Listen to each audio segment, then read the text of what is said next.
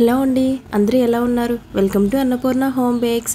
ఈరోజు ఒక మంచి కూల్ కేక్ని మీకు చూపిస్తానండి. చాలా డెలిషియస్గా అండ్ టేస్టీగా కూడా ఉంటుంది. అదేనండి మిల్కీ బటర్ స్కాచ్ కేక్. ఈ కేక్ మనకి మంచి రిచ్ టేస్ట్లో ఉంటుందండి, అంత బాగుంటుంది. మీరు మన ఛానల్ని ఫస్ట్ టైం చూస్తున్నట్లయితే లైక్ చేయండి, షేర్ చేయండి అండ్ సబ్స్క్రైబ్ చేసుకోవడం మర్చిపోకండి. ఇంక లేట్ చేయకుండా వీడియోలోకి వెళ్ళిపోదాం. దీనికోసం ముందుగా ఒక మిక్సింగ్ బౌల్ తీసుకొని దానిలో ఒక 4 eggs, spoon butter scotch essence and pinch of salt వీటన్నిటిని బాగా కలిసే విధంగా బీట్ చేసుకోవాలి. ఇది బాగా బీట్ అయిన తర్వాత 1 కప్ పౌడర్ షుగర్ని యాడ్ చేయండి. పౌడర్ షుగర్ 3 బ్యాచెస్లో వేసుకోవాలి. నేను క్లియర్గా చూపించట్లేదండి, ఎందుకంటే చాలా వీడియోస్లో మీరు చూసే ఉంటారు. అంటే ప్లెయిన్ కేక్ని ఎలా ప్రిపేర్ చేయాలో సేమ్ అలాగే, కాకపోతే మనం ఎసెన్స్ మార్చుకుంటే సరిపోతుంది. ఇప్పుడు షుగర్ అంతా బాగా కలిసిన తర్వాత మనం ఆయిల్ వేసుకోవాలండి. ఆయిల్ 2 టేబుల్ స్పూన్ వేసుకుంటే సరిపోతుంది.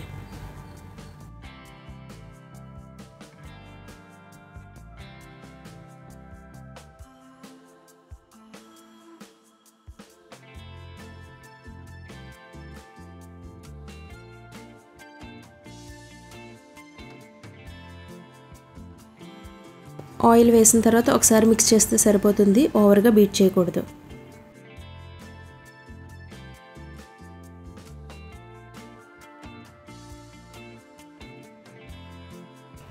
ఇప్పుడు మనం డ్రై ఇంగ్రీడియంట్స్ తీసుకోవాలండి. 1 cup maida, 1 teaspoon baking powder and 1/4 teaspoon baking soda వీటన్నిటిని వేసుకొని 1 డైరెక్షన్లో మిక్స్ చేసుకోండి విస్కర్తో. మీరు ఇప్పుడు ఈ స్టేజ్లో మనం బేటర్ యూస్ చేయకూడదు, విస్కర్ మాత్రమే యూస్ చేయాలి. అయితే విస్కర్ కానీ లేదంటే స్పాచులాతో అన్నా సరే మనం మిక్స్ చేసుకోవచ్చు. బ్యాటర్ కన్సిస్టెన్సీని అడ్జస్ట్ చేసుకుంటూ milk 2 to 3 table spoon add చేసుకోండి.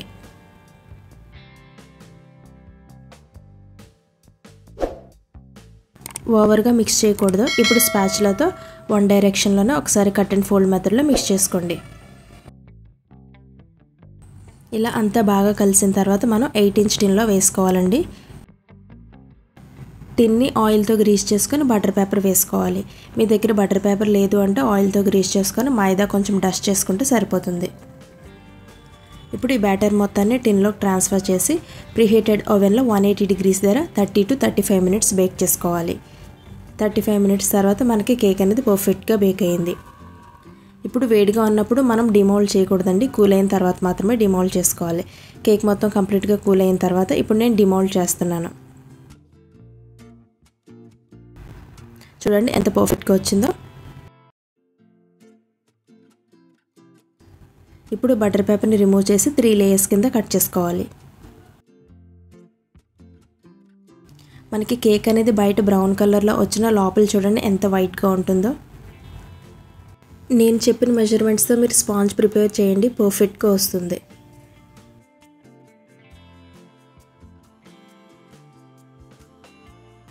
బోర్డు పైన కొంచెం విప్పింగ్ క్రీమ్ని అప్లై చేస్తే కేక్ మూవ్ అవ్వకుండా ఉంటుంది.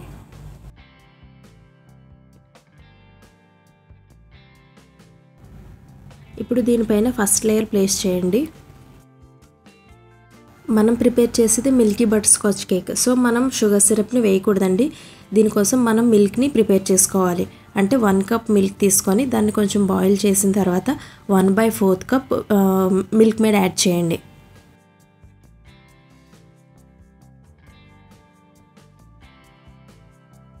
ఇప్పుడు ఈ మిల్క్తో కేక్ని సోక్ చేసుకోవాలి. ఇప్పుడు విప్పింగ్ క్రీమ్ని అప్లై చేయాలి.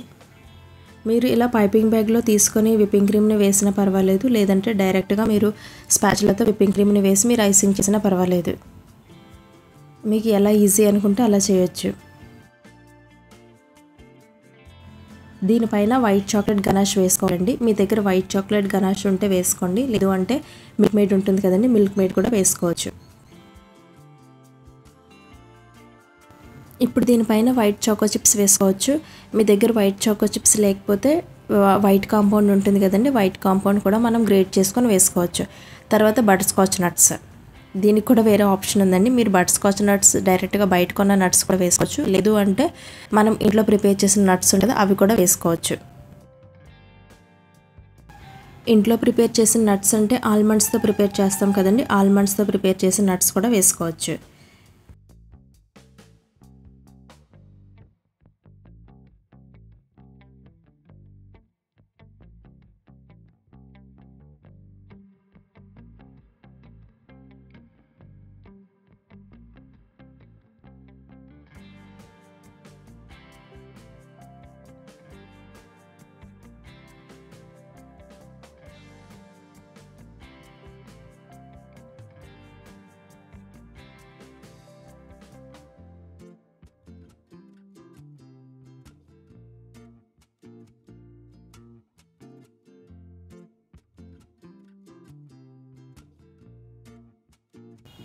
ఇప్పుడు ఫైనల్ ఐసింగ్ చేసుకోవాలి.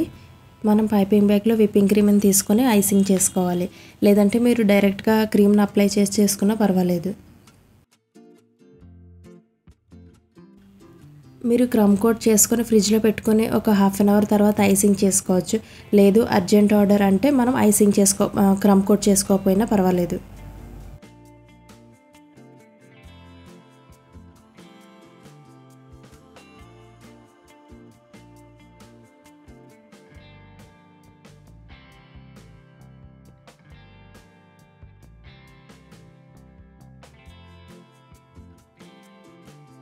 కేక్ ఐసింగ్ చేసినప్పుడు ప్లాస్టిక్ స్క్రాపర్ అనేది మనకి చాలా బాగా యూస్ అవుతుందండి. ఫినిషింగ్ కూడా చాలా నీట్గా వస్తుంది స్క్రాపర్ యూస్ చేస్తే.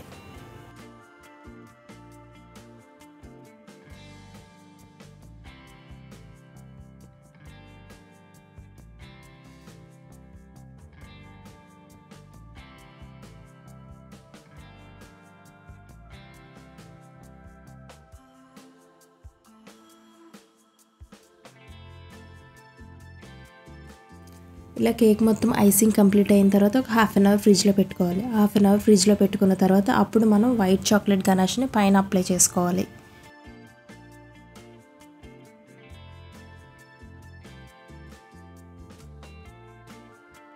నేను ఓన్లీ పై భాగం మాత్రమే చాక్లెట్ గనాష్ వేస్తున్నానండి, కింద ఏమీ వేయట్లేదు. నేను సైడ్ డెకరేషన్ వచ్చేసి choco chips and butterscotch నట్స్తో డెకరేట్ చేద్దాం అనుకుంటున్నాను. సో నేను ఓన్లీ పైనే వేస్తున్నాను వైట్ చాక్లెట్ గనాష్. చూడండి, white chocolate chips and butterscotch nuts, వీటితో నేను సైడ్స్ డెకరేట్ చేసుకుంటున్నాను. ఇలా స్క్రాపర్తో వేసుకుంటే మనకి ఈజీగా ఉంటుంది.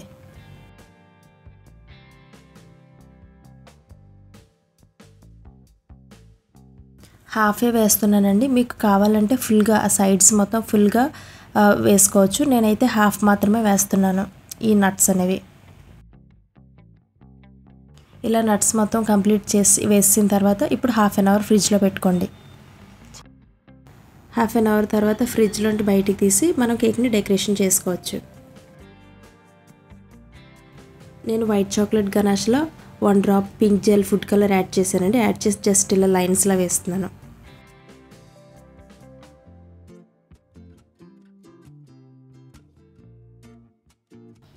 1 mm నోజుల్తో ఫ్లవర్స్లో వేసానండి.